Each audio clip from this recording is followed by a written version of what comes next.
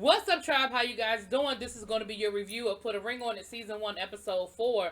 Go ahead and hit that subscribe button. I hope you like this video. So, look.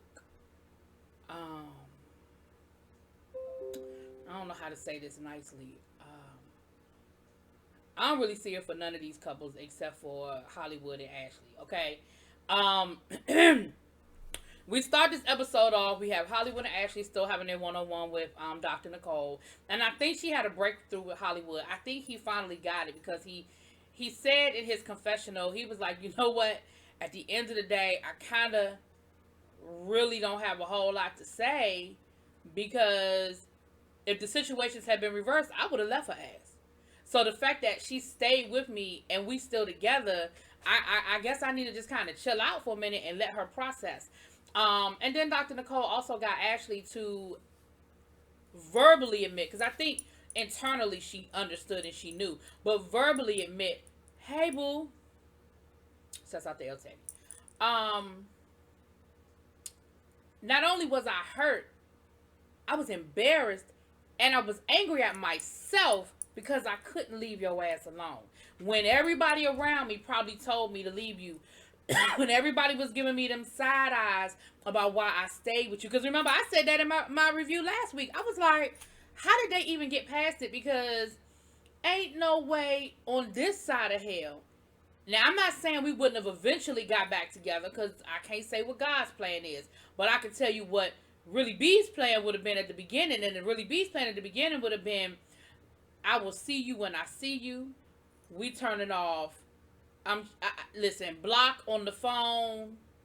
My friends better not tell you where I am. We are unfollowing each other and block. Like, all of that is going down. Now, like I said, I can't say fast forward 2-3 years later, we might find our way back. But in the immediate, and I don't know all the specific details, but I'm just saying. So, I think that was a really good session for them to really get it and understand, right? Then we saw Vince's events. That don't sound right. Tamika and Vince, yeah.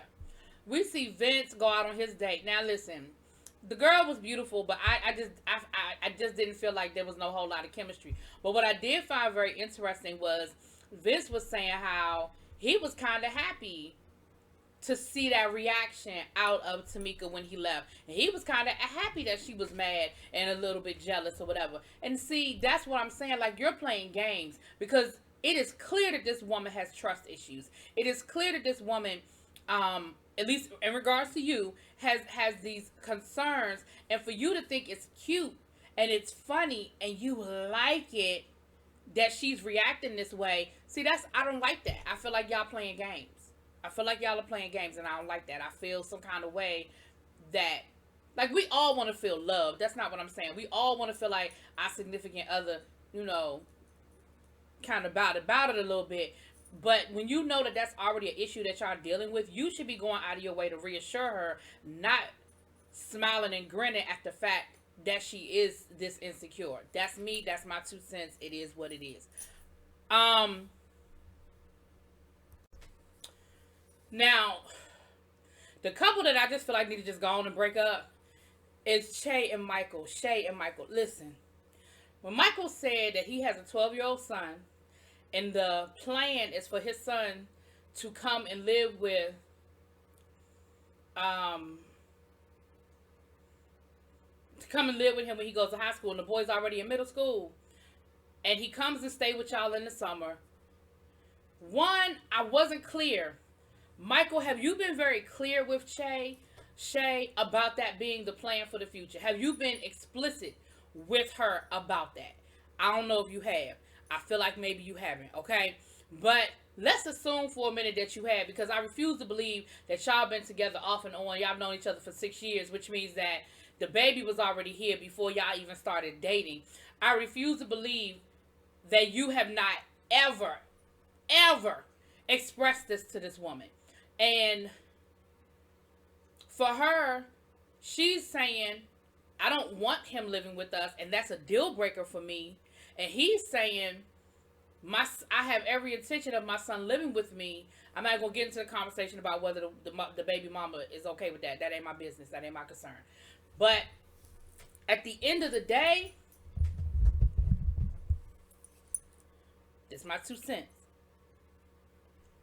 When you are dating a man with children, it should always be in the back of your mind that if you have to, you are ready to be stepmommy. And let me tell you why. Now, this is a man you want to marry. Y'all not casually dating, whatever. You're ready to marry this man, which means that you're ready to take on whatever comes with him. Good credit, bad credit, okay? Good job, bad job. Children or no children. And the reason why I say at a moment's notice, you need to be ready and okay to take on the role of stepmama is because God forbid something happened to his mama. That's the father. That's his next of kin. That's who would probably get custody. Now, you sitting here begging this man to marry you, but you don't want to accept all that comes with him? Shay, you got an issue, girl. And don't get me wrong. When I was young, I wasn't all that crazy about dating men with kids because I knew the responsibility that I was taking on if, for whatever reason, something happened to the mom. And that's what you have to, like, this situation is man-made, meaning they're making a conscious decision to allow the son to come and live with him. But God forbid if it were by force and not by choice. You mean to tell me that you're not cool with that? You ain't trying to be stepmama? You can't accept a child that was already in the picture before y'all even started dating? That boy was 6 years old when you met this man. Which means that for the last 6 years, you have been through birthdays, visits, summer vacation, Christmas vacation, like all that comes with a child. And it seems like Michael is an active part of his son's life. Girl, I can't with, that was it for me. When I heard that, I said, oh, well, this relationship need to just be, and we're going to get further. So then we have Hollywood went out on a date with, what was her name? Passion Fruit, Positivity, whatever the woman child name was. And she was a beautiful woman, to be clear. And they played Jenga in the park. That's cute. That was cute. I don't know if that's a first date cute. I feel like that's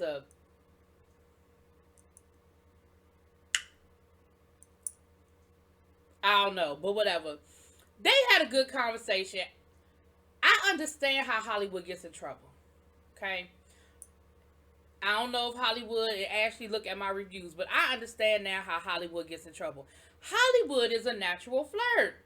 I don't even think he was trying to flirt with this woman, but he's so smooth with it and he's so slick with it. He was straight up flirting with this woman. He's got a great personality. You know what I'm saying? I don't think at the end of the day he really was interested beyond the fact that she was nice looking, and he enjoyed the attention and enjoyed that moment. But he just, listen, Hollywood, that's how you be getting in trouble. I know, I seen it. And that's when you weren't even really trying that hard. Imagine when you was out here trying to get with these ladies. Hollywood, you a mess. But it was cute. And like I said, they had a good conversation. And she seemed like a really nice lady. I'm just playing about not getting her name right. But, yeah. And then he gonna say he let her win the Jenga game because he wanted her to feel good because he really is competitive like that. Boy, you lost. It's okay. You lost. It's okay. It's all right. But it was cute. They had a cute little date or whatever. Then we saw Shay and Michael were talking, and Shay's date shows up. Now, Shay got on like a little mesh shirt, and Michael has on this little mesh shirt, and Shay kept telling Michael he needed to change his shirt, and she won't playing. And he was like, "Girl, bye. Stop playing, girl, whatever." And he won't playing. He really was serious about him taking that shirt off. But he went out on a date. Now, I'm gonna say this: Michael's date, I believe her name was Whitney. She's a beautiful lady. I wasn't crazy about that particular shirt she decided to wear, but listen, if you got it, flaunt it, whatever, right? But I think Whitney was great. And I think Michael thought Whitney was great. And I think they clicked on a much deeper level than Michael is willing to admit that they clicked. They had a great conversation. And once again, once Michael started opening up a little bit with the situation between the two of them, she told him the same thing everybody else been telling him. Do you really want to get married under duress? That's a recipe for disaster. And, again, I don't know how many different ways that we can say that. I don't know how many different ways that we can say this probably ain't a good way to start a marriage by force with a gun to your head. Okay? We're going to get back to Miss Whitney, honey. But it was a good conversation. And I liked Miss Whitney. Like, I don't know if I like her and him as far as a couple being together type of situation. But, I mean, I liked her. I mean, she was cute, she was cute. But I really think they had I really do think they sort of clicked a little bit. They sort of bonded. Now, the guys got together to have like a little poker night, like the ladies got together the week before. The guys got together. And it's so funny how the guys' conversation was just totally different than the ladies. I'm sure, they were there for a while and they got edited down. But, they talked for a few minutes about the dates and how they feel. And then they started talking about fantasies and stuff like that. Now, Hollywood wants to have a threesome before he get married. He said he don't want to have a threesome with Ashley. He just want to be with 2 other women before he get married. Then he said, y'all, another one of his fantasies is to be with a little woman. Talking about something, I want to spin her around. It's not funny. Stop laughing. It's not funny.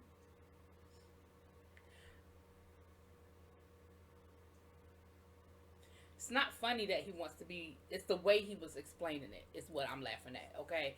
I'm not laughing at what he said because that wasn't very nice. And I don't think he meant any disrespect by it. Everybody has their fantasies. But it was just the way that he described it was kind of funny. Okay.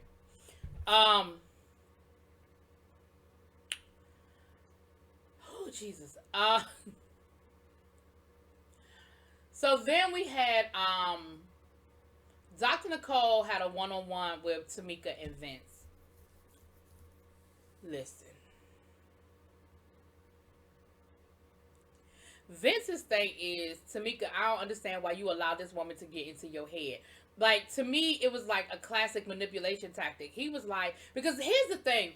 Their stories are A and Z. His story is, it was that, because he explained it on his date, that there was, when he first started dating Tamika, he had this other situation that he was finishing up, and he was done with it before the girl was ready to accept it. He was done with it, and that's where the conflict was. But here's what I'm saying.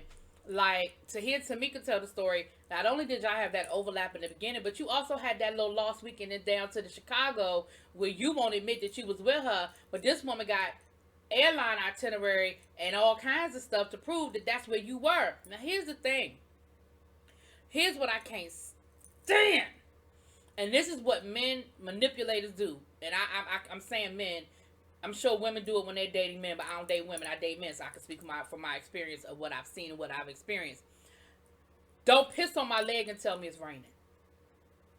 If that woman called me and she had airline tickets with your name on it, she had itineraries with your name on it, and I'm sure she had, if they went to go visit her family, I'm sure she had family 1 or 2 to confirm it. Probably had pictures and stuff. The way that woman sounded, it sounded like she had all of it. She had you dead to rights.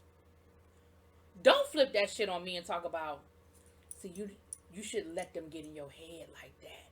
Don't let that come between us. No! You and your libido came in between us. And I feel like that's part of why Tamika can't get past this, because you playing that mind control game, Vince. You playing that mind control. If you had said, you know what, you got me. I screwed up. Because it may very well have been a situation where you agreed to go home with this woman and y'all bought the airline tickets and stuff before you met Tamika, and you felt bad about backing out and wasting people's money and all of that. It may have been something that simple. But come clean. Don't sit here and keep having me think that I'm crazy. And I feel like that's what he's doing with her. And until he can be honest about his actions and what really went down, because I believe Tamika, I do. I don't believe she's making all this up. Until he can really be honest about how this whole thing went down, or at least validate her feelings, because I feel like he keeps dismissing her feelings. then I don't understand. I don't understand what y'all doing there. I don't understand what y'all doing there. You know, um, but Dr. Nicole did speak to the fact that Tamika seems to have a wall up and sort of be very guarded. And all I have to say about that is, again, if you're not open to love, or at least love in this relationship, then maybe y'all need to figure some other stuff out. And that's why I said at the beginning, I think I like Vince. I don't think Vince is a bad person. I think Vince made some bad decisions, and instead of admitting it, he don't know how to whatever. I don't think Michael's a bad guy. In the beginning of this, I was giving Michael a whole lot of hell. I sure was. But I don't think Michael is a bad guy. But I think Michael and Shay are not the answer.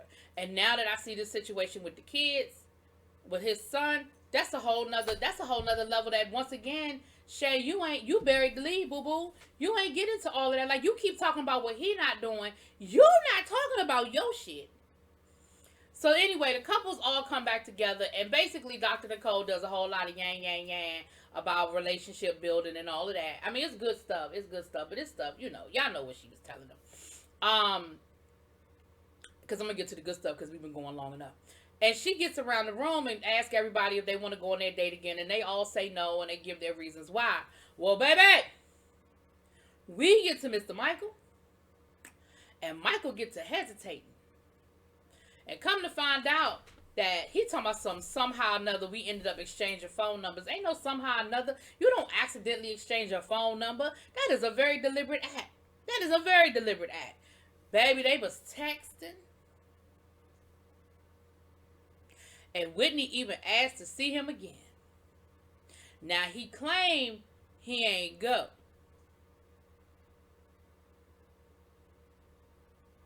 And when they asked him, does he want to go on another date? He said no. No, I take that back. We never got the answer. That's where they left it. They cut it off right at that point. So I take that back. We never got the answer. But baby, I got my eye on you, Michael. And I'm going to be honest with you, Michael. At this point, I'm not even mad about it. I ain't even mad about it. I mean, I ain't even mad about you not saying nothing about it. I ain't mad about it, Michael. That's what this process is about. Y'all dummies agreed to go out on dates with other people. I'm sorry. Stop. Anyway, that was the episode, y'all. Y'all let me know what y'all think. Drop it in the comments, please. I'm sorry. I shouldn't have said dummies. Y'all not dummies.